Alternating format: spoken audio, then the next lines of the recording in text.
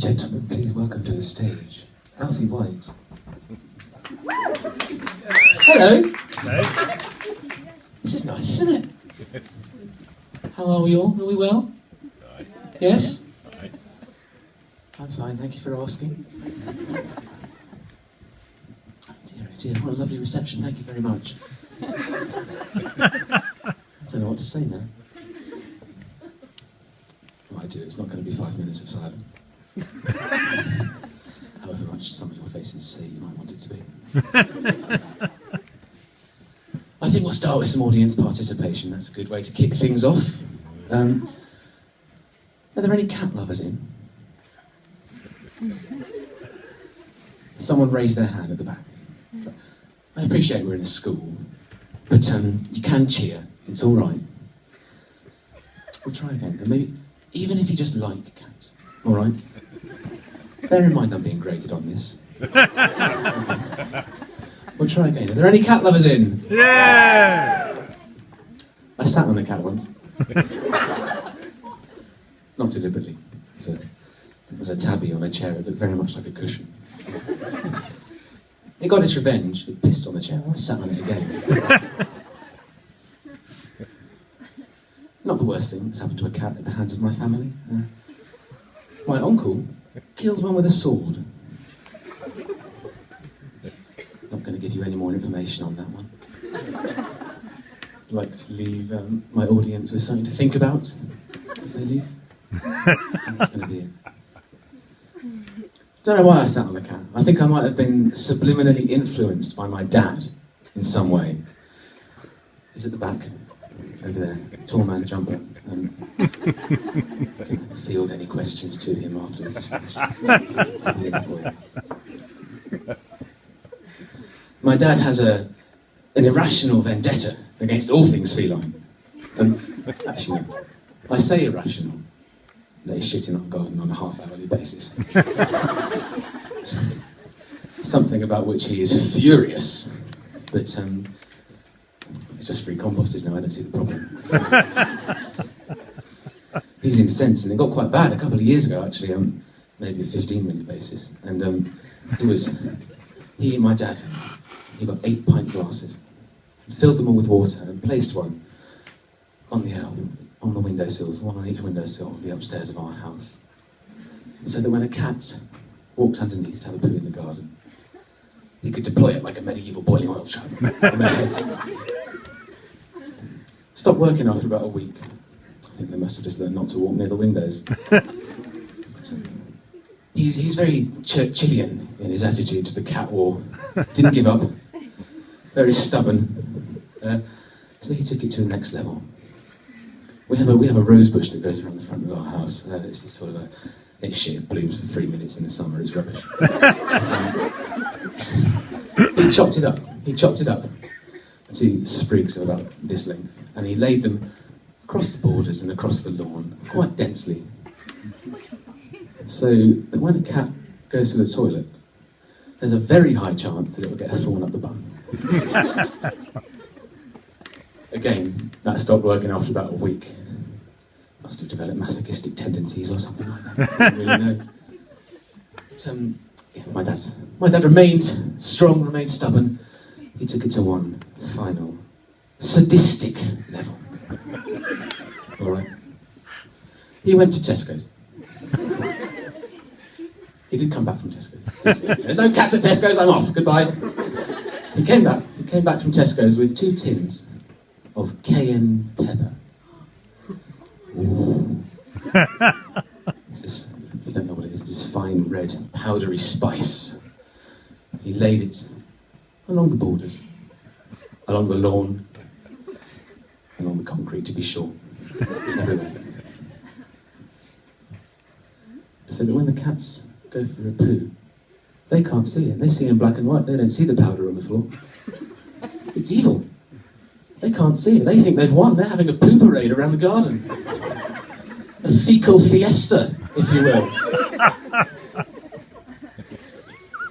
Little do they know, 20 minutes later, when they go to lick their paws, they make this exact noise. They go.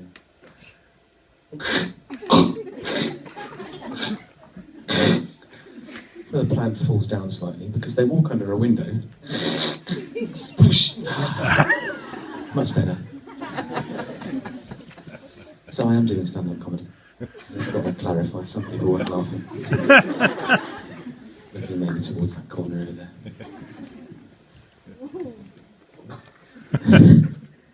I don't really know why I'm doing stand-up comedy though. Well, I know why. My teacher, Mr. Watson, told me to. A couple of my friends as well. But yeah, I don't really know why, because the whole point of stand-up is that you tell funny stories and anecdotes to make people laugh. And I can't even do that in real life, right? Like, I start a story and then I just give up on it halfway through because it's rubbish or completely irrelevant. And it really bugs me, it does. The other day, I was, oh, fuck it. I like that one. So, some of you may be aware that I recently went on a trip to Tanzania. Amy at the back there. I went with Amy and 12 other people. 2 teachers and 12 students. It was great. If you ask any of the people that went, they will tell you that it's the most incredible, wonderful, life-changing, brilliant experience of their entire lives. They all came back changed people. It was good. It was good. It was really, really good. But I just think some bits might not have been for me, right? I think I could illustrate this with a story from week 2, day 3. Week 2, day 3, we were due to go on safari. Safari. Everyone else had spent the morning in the hotel. Getting up, getting ready, have a shower, get dressed, go to the restaurant, you know. Nice bit of breakfast to start the day.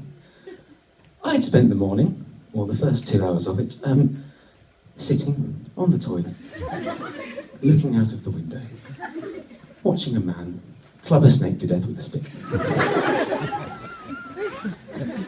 Not ideal, but it happened.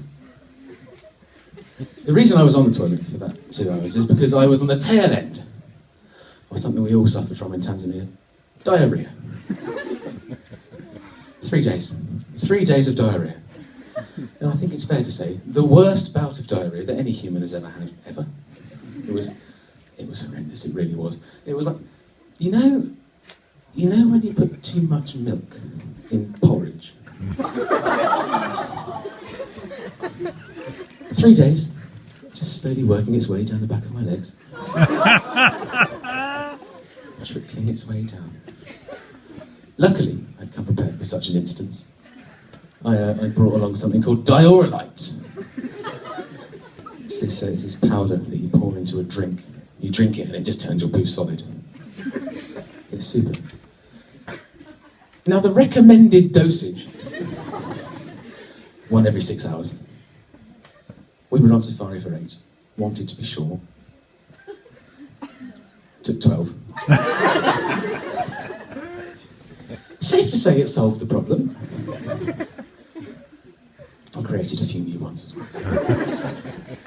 We went on safari. We went to this place called Mikumi National Park. It's beautiful, it really is. It's this flat savannah punctuated by various watering holes and trees, and surrounded on all sides by these beautiful snow-topped peaks all the way around. Little 12 for emphasis there. Really beautiful, these peaks, with rainforests running down the sides of them, transcending from green to orange to red to yellow and into the savannah. Beautiful place. And when you go on safari, you think, I might see a giraffe if I'm lucky, you know. Maybe an elephant, or 2. Quite exciting. Elephants are like pigeons out there. They're everywhere. No further than I am away from you, madam, now. 15 minutes into the park, we saw an elephant that close, and there were hundreds of them throughout the day. Loads of them roaming across the savannah. We saw everything: zebras, giraffes, elephants, warthogs, gnus, strange one. But we saw them. They were all over the place. It was great, it was wonderful. But we've been on safari for 7.5 hours at this point. People were getting a little bit tired, dehydrated. Some were even a little bit frustrated because they hadn't seen a lion. They were furious about it. They really wanted to see a lion. But I don't really understand why, because we paid 3,000 shillings each for this safari. Now, 3,000 Tanzanian shillings in pounds sterling is £1.50. That's what we'd pay to see every single bit of African wildlife going but one, in the wild. And people were frustrated. But we were half a mile from the exit. We were heading home now. We'd given up on our lion dream. We were heading home, and then suddenly the safari driver stopped. He turned to me, I was next to him, and he went, right, I should explain. He was Tanzanian, but I can't do that accent. So he's going to be Irish. Right, now, some will say I can't do an Irish accent, but I'm going to try for your entertainment. He went, right, now, over there is a lion. And, see what I mean? And us being tourists, we all stood up and went, Simba! Ah! In unison. Everyone started taking pictures. It was incredible. The excitement got too much for some people. Beth Whittaker roared. She roared at the lion. She was very excited indeed. And it was quite a beautiful moment. And I think it was the moment I realised that part of the trip might not have been for me.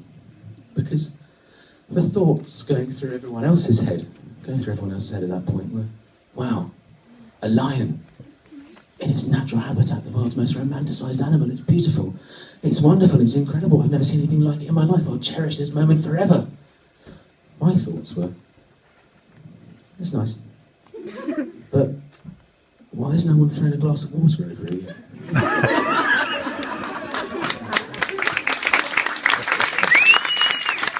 Ladies and gentlemen, you've been absolutely lovely. I've been lovely. Good night. Yeah.